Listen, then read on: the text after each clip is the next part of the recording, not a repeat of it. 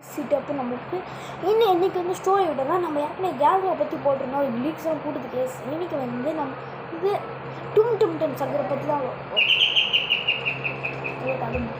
இப்போ வந்து டும் சக்கர்னா யார் அப்படின்னு உங்களுக்கு எல்லாத்துக்கும் தெரிஞ்சிருக்கும். எப்படின்னா ஒரு மரக்கட்டை அப்படின்னா ஒரு மரக்கட்டையில் செஞ்சு ஒரு மீன் பார்த்துருப்பீங்களா, இந்த கையில் ஒரு பேட்டை வச்சுருக்கோம். அந்த மரக்கட்டையில் செஞ்சுற மாதிரி இருக்கும். அங்கிட்ட தான் அங்கிட்ட இந்த மரக்கட்டை